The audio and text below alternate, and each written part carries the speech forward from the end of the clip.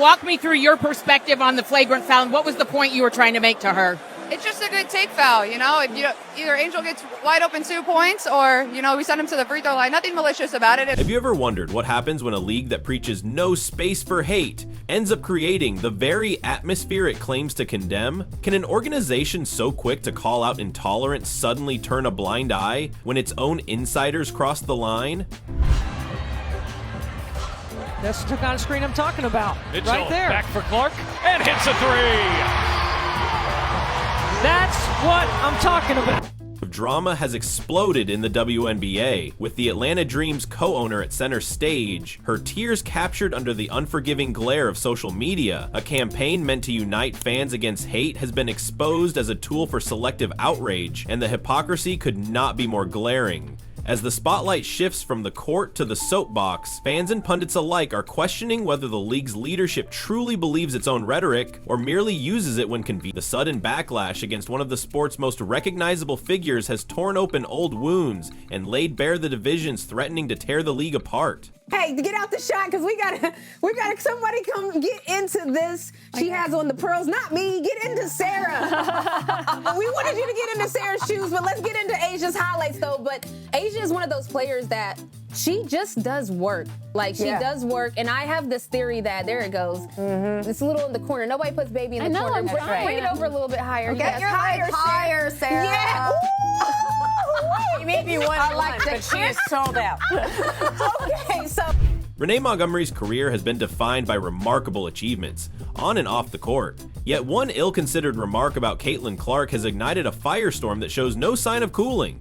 Critics have accused Montgomery of gatekeeping the WNBA's culture, suggesting that Clark's legion of new fans, diverse, passionate, and eager, simply aren't like us. Such exclusionary language in a league that champions inclusion has felt like a slap in the face to supporters who have poured money, time, and loyalty into women's basketball at levels never seen before.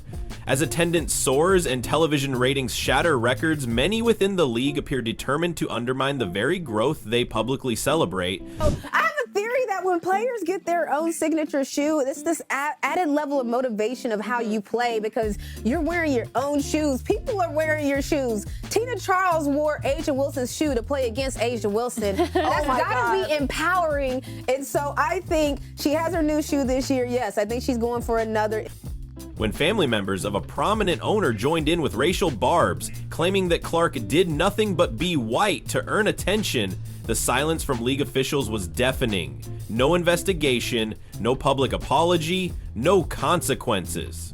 That glaring omission stands in stark contrast to the WNBA's rapid response to fan misconduct, where even a single tweet can prompt an immediate probe. Now, faced with its own insiders' blatant hypocrisy, the league risks eroding the trust of the very fans it needs to sustain its momentum. The divide between leadership and audience has never felt wider. Got Caitlin Clark taking it back, and you can see the hold there. Then Ryan Howard doesn't like that. And there's some words between the two players as Naz Hillman quickly comes over and gets her bestie out of the scuffle.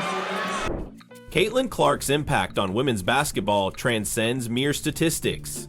Her arrival injected fresh energy into arenas that once struggled to fill seats, and her infectious enthusiasm has brought new demographics into the fold. Yet some veterans perceive this seismic shift as a threat rather than an opportunity. Figures like Dawn Staley, once celebrated as pioneers, now find themselves aligned with voices resistant to change. When these contrasting perspectives collide on camera, the result is a broadcast that feels less like a celebration of sport and more like a contest of who gets to define the league's identity.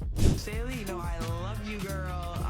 I know you're gonna kill it on air. Make sure you talk about number 7, Go Fever. But honestly, I mean, you're good at what you do no matter what it is. CBS's decision to pair Montgomery and Staley on its pregame show has fanned the flames of resentment.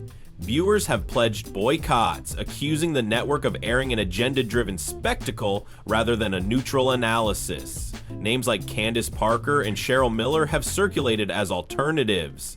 Analysts who, critics argue, focus on the game rather than divisive narratives. The public outcry underscores a fundamental choice facing the WNBA: embrace the wave of new fans or double down on the old guard's exclusivity. Caitlin Clark and her return to the Indiana Fever. What are the said repercussions on ticket prices? because we all sit back. The contrast could not be starker. On one sideline sits a rookie who has already revolutionized the league's landscape. On the other, insiders charging that her fans lack authenticity. That tension has spiraled into an ugly chess match of media soundbites and social media jabs. Every segment featuring Montgomery now carries the tang of a provocation designed to reel in controversy. Even casual viewers pick up on the bait, fueling clicks and stoking outrage. But at what cost to the sport itself? I did a video, maybe even 2 videos, about the crash in ticket prices for the window that people anticipated that Caitlin Clark would be out. In a league still finding its footing on the global stage, Caitlin Clark isn't just playing basketball, she's redefining what women's sports can mean to. As this saga unfolds, questions abound. Will the WNBA hold its own to the same standards it imposes on fans? Can it reclaim its "no space for hate" creed before that slogan becomes an embarrassing punchline? The opportunity to showcase unity and celebrate the game's best talent is being overshadowed by infighting and double standards. Fans want to see great basketball, not soap opera drama on their screens. Montgomery's tears, real or performative, symbolize more than personal regret. They reveal a league at a crossroads, grappling with its identity amid explosive growth. The choice is clear: either lean into this new era and harness the unprecedented fan support Caitlin Clark has catalyzed, or cling to divisive narratives that risk alienating the very audience that has bridged the gap between fringe league and mainstream sensation. For now, the air remains thick with skepticism. Social media feeds overflow with calls for accountability, while loyalists scramble to defend their champions. Meanwhile, the WNBA waits in limbo, its next move critical. Will it stand by those who sow division, or back the wave of inclusion that has driven its renaissance? An entire generation of fans. And now, with her triumphant return to the court, everything from ticket prices to TV ratings has erupted like a volcano of hype. In the end, the true winners should be the players and the fans. Women's basketball has never been more vibrant or visible, and this moment of crisis could become a catalyst for renewal, if leadership chooses wisely. Embracing unity over tribalism, celebrating talent over background, and applying standards evenly could elevate the league beyond today's controversy. The next chapter of this saga is still being written, but one thing is certain: those who reject the fans on whom the sport's future hinges risk losing far more than popularity. The real question now is not who wins on the court, but who will prevail in the hearts of the fans.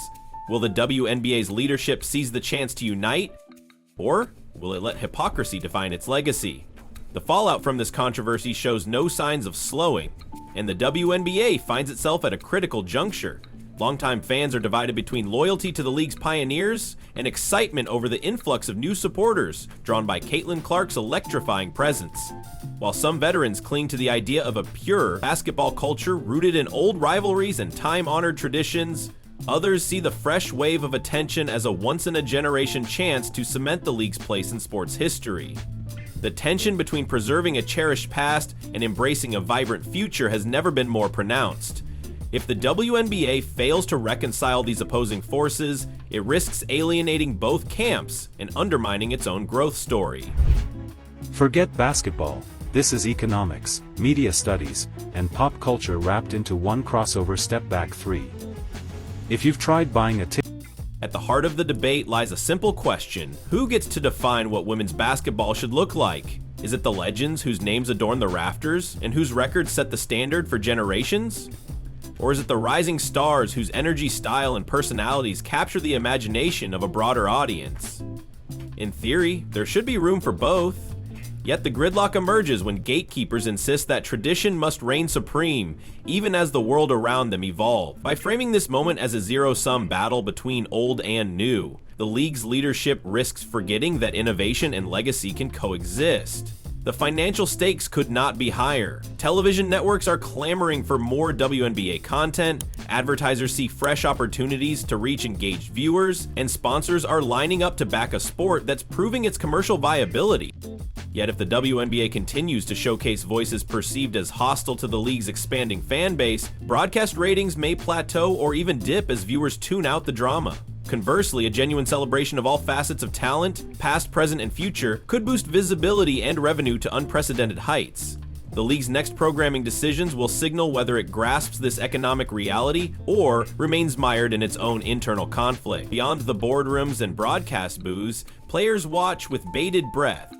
For many WNBA athletes, Caitlin Clark's meteoric rise represents not only individual achievement, but also the promise of greater solidarity and opportunity. When new fans fill arenas, veteran players benefit from the ripple effect of increased ticket sales and media exposure.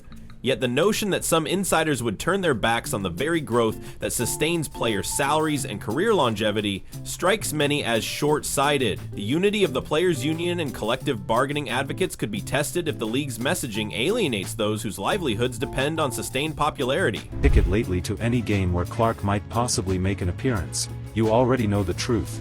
It's not just a game anymore. It's a movement. Fans who Social media has become the digital battleground for this clash of perspectives. Fans rally behind hashtags that champion inclusion, while detractors wield cynicism as a badge of honor.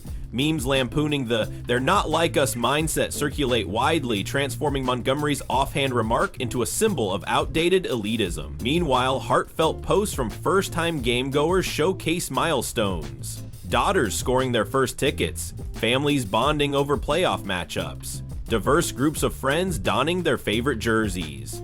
This dichotomy underscores the emotional resonance of the debate. At stake is more than just wins and losses. It's how the sport defines community. Amid the turmoil, the WNBA's No Space for Hate initiative faces its own recatorial test. Launched to stamp out bigotry and abuse, the campaign risks being dismissed as hollow if it does not apply uniformly to all forms of exclusion. Critics argue that the league must either enforce its principles consistently or face the condemnation of fans who see hypocrisy as the ultimate betrayal. The policy's credibility hinges on tangible action, public censure, impartial investigations, and transparent guidelines that leave no room for double standards. Without these measures, the slogan will ring as empty platitude rather than genuine commitment. Even the broader sports world is watching closely. Other leagues take note when controversy erupts over inclusion and representation, and the WNBA's handling of this episode could set a precedent. Football, baseball, and soccer organizations grapple with their own battles over fan conduct, cultural change, and generational shifts.